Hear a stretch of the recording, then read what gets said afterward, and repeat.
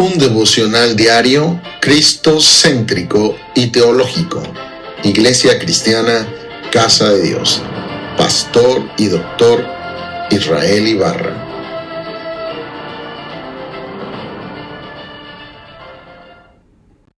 Devocional de hoy, 24 de junio del 2026. El texto de hoy es Juan 17, versos 20 al 23, versión Reina Valera 1960. La palabra de Dios dice: Mas no ruego solamente por estos, sino también por los que han de creer en mí por la palabra de ellos, para que todos sean uno como tú, oh Padre, en mí y yo en ti, que también ellos sean uno en nosotros, para que el mundo crea que tú me enviaste. La gloria que me diste yo les he dado, para que sean uno, así como nosotros somos uno. Yo en ellos, tú en mí, para que sean perfectos en unidad, para que el mundo conozca que tú me enviaste, y que los has amado a ellos, como también a mí me has amado. Esta es la introducción. Nos encontramos en el corazón de la oración sacerdotal del Señor Jesucristo. En Juan 17 encontramos que es un fundamento que constituye el lugar santísimo de los evangelios, donde el creyente tiene el privilegio de escuchar la conversación íntima entre el Hijo y el Padre en pocas horas antes de la cruz. En los versículos anteriores el Señor había orado específicamente por los 11 discípulos, pero ahora la mirada del Salvador atraviesa los siglos. Su pensamiento se extiende más allá del aposento alto, más allá de Jerusalén, más allá de la era apostólica, hasta alcanzar a todos los que creeríamos en él mediante el testimonio apostólico. Esto significa que cuando Cristo elevó esta oración, estaba pensando también en nosotros. ¡Qué maravillosa verdad! Antes de ir a la cruz, el Señor tenía presentes a todos aquellos que un día seríamos salvos por la predicación del Evangelio. Esta es la reflexión. Punto número 1. Cristo intercede por todos los creyentes de todas las generaciones, como vemos el verso 20. Mas no ruego solamente por estos, sino también por los que han de creer en mí por la palabra de ellos. Este versículo establece claramente el medio divinamente ordenado para la salvación, la predicación de la palabra de Dios. Dice claramente por la palabra de ellos. Ellos habrían de predicar el Evangelio a través de las Escrituras, como lo hemos de hacer nosotros. Los creyentes futuros llegaríamos a la fe mediante la palabra de ellos. La predicación del Evangelio es con la Biblia, es decir, mediante el testimonio apostólico preservado en las Escrituras inspiradas. La fe salvadora no descansa en experiencias místicas, tradiciones humanas o emociones religiosas, sino en la revelación objetiva de Dios contenida en su palabra. Pablo afirmaría posteriormente: así que la fe es por el oír y el oír por la palabra de Dios, dice Romanos 10:17. La iglesia neotestamentaria está edificada sobre el fundamento doctrinal de los apóstoles y profetas, como dice Efesios 2:20, siendo Jesucristo la principal piedra del ángulo. Esta verdad nos recuerda que el Evangelio debe ser proclamado fielmente. Dios ha escogido usar a la predicación bíblica para llamar a hombres y mujeres al arrepentimiento y a la fe en Cristo. Asimismo, observamos una gloriosa realidad.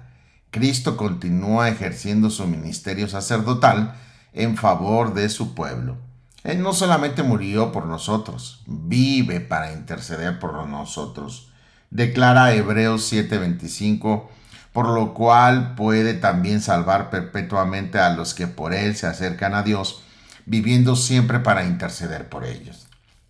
La salvación del creyente descansa en una obra perfecta consumada en la cruz y sostenida continuamente por la intercesión presente de Cristo en el cielo.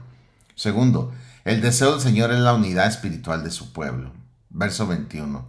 Para que todos sean uno como tú, oh Padre, en mí y yo en ti, que también ellos sean uno en nosotros. La petición central del Señor es la unidad de la iglesia. Sin embargo, es indispensable comprender correctamente qué clase de unidad está pidiendo Cristo. No se trata de una unidad organizacional, institucional o ecuménica basada en la eliminación de la verdad doctrinal. Tampoco significa uniformidad absoluta en todas las prácticas secundarias. La unidad bíblica es una unidad espiritual fundamentada en la verdad revelada. Ya en este mismo capítulo el Señor había declarado, Juan 17:17, santifícalos en tu verdad, tu palabra es verdad. Por tanto, la unidad jamás puede separarse de la verdad.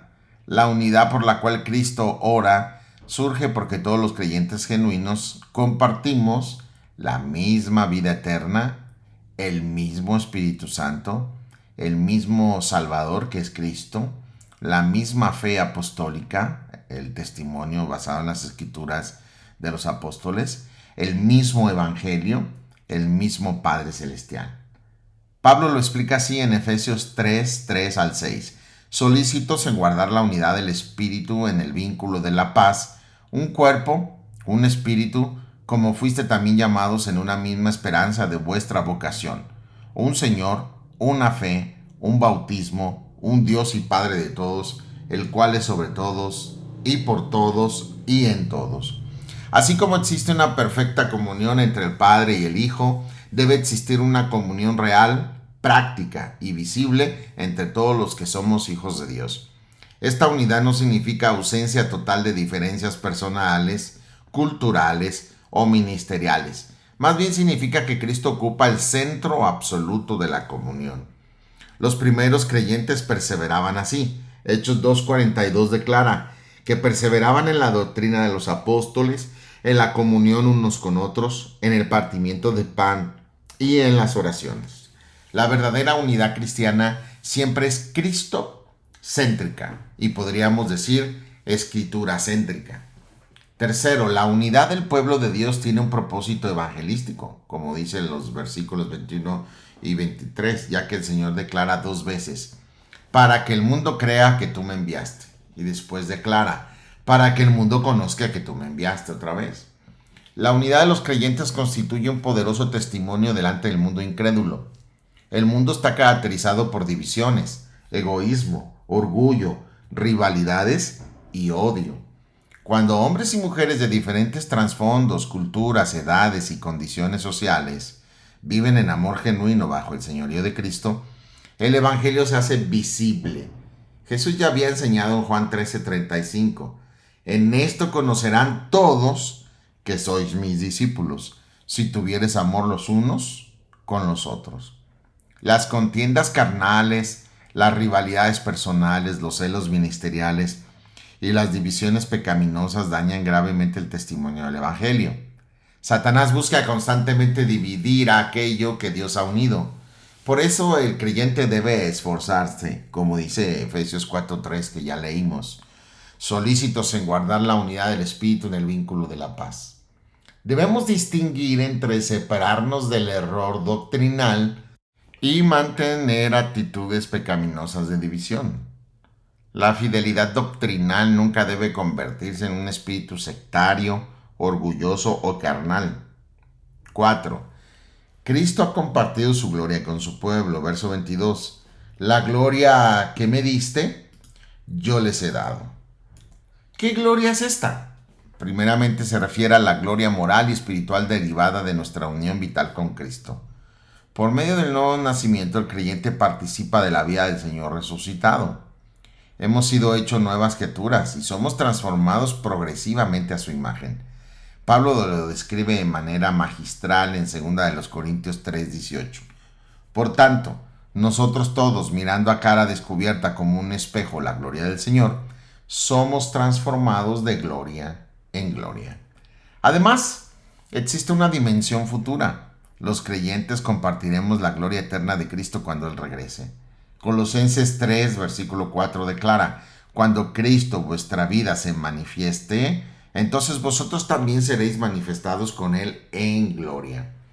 La unión con Cristo no solamente produce salvación, produce transformación y finalmente glorificación cuando regresemos al mundo juntamente con Cristo en el reino milenial, ya glorificados. 5. La presencia de Cristo en el creyente hace posible la unidad. Verso 23. Yo en ellos, tú en mí, para que sean perfectos en unidad. La unidad cristiana no puede producirse mediante esfuerzos meramente humanos, está claro. La verdadera unidad surge porque Cristo vive en cada creyente. El Señor habita en nosotros mediante el Espíritu Santo. Así que la iglesia es un organismo vivo, no simplemente una organización religiosa. Cuando Cristo gobierna el corazón, el orgullo disminuye, el amor aumenta, el perdón fluye y la comunión se fortalece.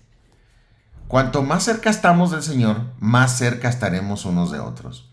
Toda ruptura de comunión entre creyentes tiene, en última instancia, una causa espiritual. Alguien se ha alejado del modelo perfecto de humildad y amor manifestado por Cristo y por eso no busca esa unidad por la cual Cristo oró. Aplicación a esto. Preguntas para examinar nuestro corazón. Primera pregunta. ¿Estoy contribuyendo a la unidad del pueblo de Dios o estoy promoviendo divisiones innecesarias? Otra pregunta. ¿Mis palabras edifican o destruyen la comunión entre los hermanos? Otra pregunta. ¿Estoy dispuesto a perdonar como Cristo me perdonó? Una más. ¿Procuro mantener la verdad bíblica acompañada de amor y humildad? Y otra pregunta, la última. ¿Mi relación con otros creyentes refleja el carácter de Cristo? Así que podemos ver a través de esto que la unidad bíblica requiere 1. Humildad genuina. 2. Amor sacrificial. 3. Sujeción a la palabra de Dios. 4. Un espíritu de perdón. 5. Dependencia constante y absoluta del Espíritu Santo. 6. Centralidad absoluta de Cristo. La iglesia local debe ser una demostración visible de la gracia transformadora de Dios en la vida de los que hemos sido redimidos. Esta es la exhortación. Amados hermanos, vivimos en días marcados por el individualismo, la polarización y la fragmentación, incluso dentro del cristianismo profesante. Necesitamos recordar que el Señor Jesús oró específicamente por nuestra unidad espiritual. Guardemos cuidadosamente la doctrina apostólica que recibimos a través de las Escrituras, pero hagámoslo con el Espíritu de Cristo, con humildad, mansedumbre, paciencia y amor. No permitamos que el orgullo personal, las preferencias secundarias o las ofensas no resueltas destruyan la comunión que Cristo compró con su sangre. Procuremos ser instrumentos de reconciliación, paz y edificación dentro de nuestras congregaciones. Que quienes nos observen puedan reconocer que verdaderamente Jesucristo ha sido enviado por el Padre, porque contemplan en nosotros un amor sobrenatural que solamente Él puede producir. La iglesia unida alrededor de Cristo constituye uno de los testimonios más poderosos del Evangelio ante el mundo. Recuerda, lee la Biblia diariamente y ora a Dios nuestro Padre en todo momento y en toda circunstancia. Oración final. Rey mío y Dios mío, Padre Celestial, te damos gracias porque nuestro Señor Jesucristo pensó en nosotros y oró por nosotros antes de entregar su vida en la cruz. Gracias porque por medio de la predicación del Evangelio fuimos traídos a la fe salvadora de tu amado Hijo Jesucristo. Señor, perdónanos por las ocasiones en que hemos permitido que el orgullo, la crítica, la amargura o el egoísmo dañen la comunión entre tus hijos. Ayúdanos a guardar la unidad del Espíritu en el vínculo de la paz. Haz que Cristo sea siempre el centro de nuestras vidas, de nuestras familias y de nuestras congregaciones. Danos un profundo amor por tu palabra y un sincero amor por nuestros hermanos en la fe. Que el mundo pueda ver en nosotros la realidad del Evangelio y reconozca que Jesucristo es verdaderamente tu enviado, el enviado del Padre y el único Salvador del mundo. Sí, claro, buscar la paz no significa, Padre, aceptar el error, aceptar, Señor, la herejía. Y, Señor, lo que tú nos mandas es que la unidad se da en el Espíritu y en la verdad de tu palabra. Forma en nosotros el carácter de Cristo para que vivamos en humildad, servicio, pureza y amor fraternal hasta el día glorioso en que contemplemos al Señor cara a cara y participemos plenamente de su gloria eterna. Todo esto te lo ruego en el nombre precioso y santo de nuestro gran Dios, Señor y Salvador Jesucristo. Amén. Bendiciones totales.